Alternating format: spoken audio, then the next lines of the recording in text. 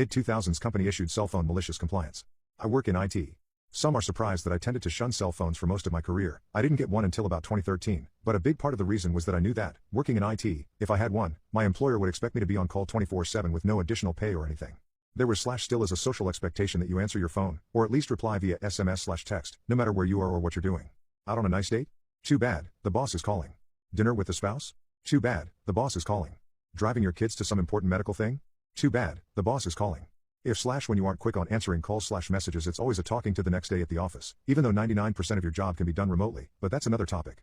Always been this way for IT staff, won't ever change. So, early in my career, around 2005-ish, I worked at an SMB of around 50 people. Help desk and network admin, working for an IT manager who had no real technical skills to speak of, didn't understand IP addresses, how or why different versions of MS Office have slight variations in the user interface, didn't understand how Flexum floating license checkouts work, etc., but was good with Crystal reports, so they were the IT manager and I was the flunky. This person spent about 80% of their time micromanaging my time and making sure I wasn't idle for so much as 5 minutes of my day. At one point, a person in another department who was working late had some trivial nonsense problem with Microsoft Excel that absolutely 100% could have waited until the next morning to resolve, but was annoyed that the IT manager was beyond clueless to solving his issue at 7:45 p.m. and the regular helpdesk/network admin guy didn't have a cell phone he could call for off-hours support, so he complained. He complained the next morning by storming into the IT office and berating us, the IT manager and I, about how unacceptable the situation was, and then sent a 5-page follow-up email cease to half the company, including the entire executive staff, about how intolerable it was that his dumb pivot table crap didn't get resolved in the late evening. So a couple of days later I got pulled into a meeting with the IT manager and the HR lady. Reading the room, it felt like I was about to get fired or something. Not for nothing, but I was quite good at my job, and when I eventually quit a couple of years after all this, it took them over a year to find a replacement, but it was far worse. They wanted me to get a cell phone.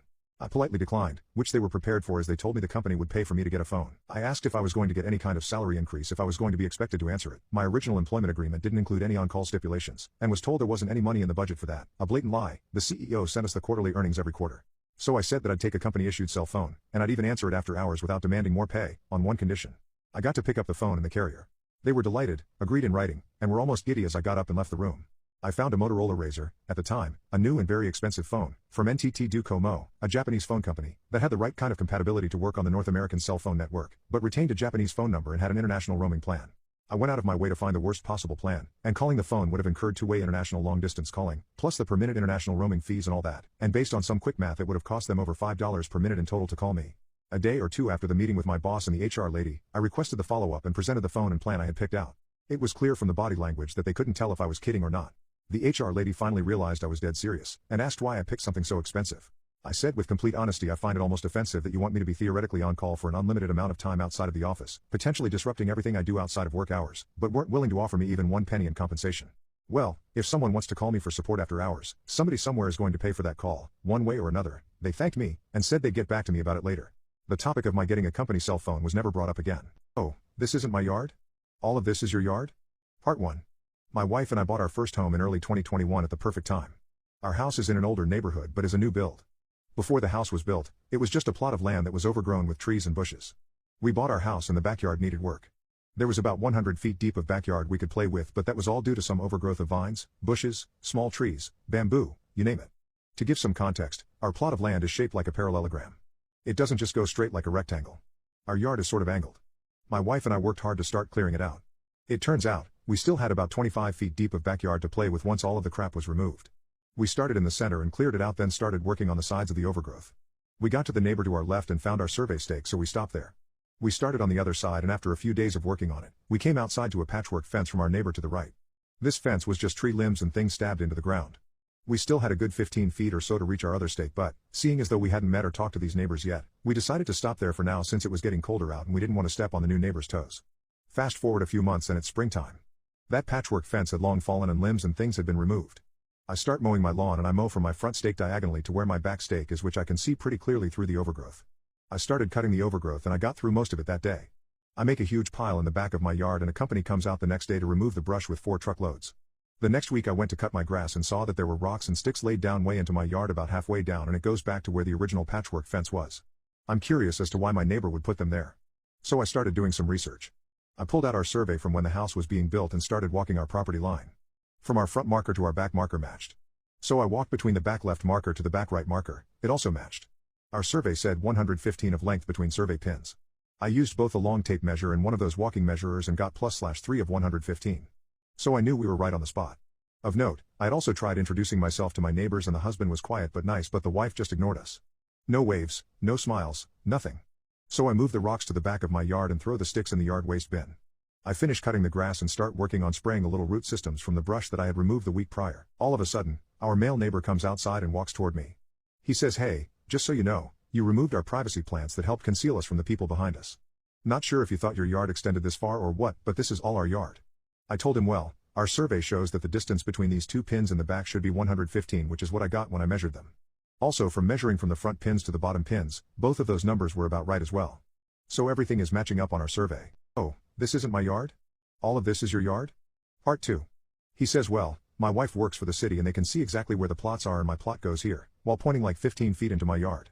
I tell him that we can split the cost of a survey if he wants and he's not interested and goes inside. I keep doing my thing in my yard and 2 weeks pass by and I go to cut the grass again. There are now bricks, rocks, more limbs, yard spray paint, and flags 15 into my yard. I'm now really irritated. I knocked on the door with no answer despite them both being home. I know this because I could see them through the window when cutting grass. I also saw they were live viewing me on the ring. I move what I can and finish cutting the grass. I go to Lowe's, pick up some string and run string from my front stake to my back stake. Next week it's cut and laying way inside my yard. When he was getting into his car later that evening I asked why they cut my string. My mower must have run over it. I tell him that it was strange his mower ran over it and it ended up in my yard where he says my yard ends. I then tell him that my survey is new and more likely to be right than whatever system his wife uses to determine plots. He tells me, "Well, then I guess you're going to have to pay to get a new survey done." Okay, I will. I got many quotes and the two lowest I got were $550 and $980. The highest I got was $4,400. The $550 was from the company that did the original survey before the house was built. Not sure why the price was so vastly different for the same services, but whatever. I pay the $550 and have the survey done. They put up a total of 15 stakes down that side of my property line. The kicker? I was wrong. My yard didn't go to where I thought it did. Instead, it went further into their yard by as much as 4 in some places. I was confused and asked the surveyor to explain. There used to be an old rock feature between our houses that was mostly on my neighbor's plot, but some was on the empty plot where my house was built. My neighbor didn't want to deal with the hassle of trying to tear down and rebuild certain spots, so the builder paid him for the land the rock wall sat on plus about a foot into their yard, and the builder removed the rock wall. I had the pins down and was worried they'd try to mess with them, so I bought some outdoor cameras and pointed them at my property line. We went on vacation and when we came back, yep, the stakes were gone. I left another note because they didn't answer and explained that what they did was illegal and that we needed to talk about it, and left my number. I watched the video and see his wife taking up all the stakes. I didn't hear anything for a few days, so I ended up speaking with the husband while he was about to go for a run. He claims he never got my note and he didn't know anything about any stakes.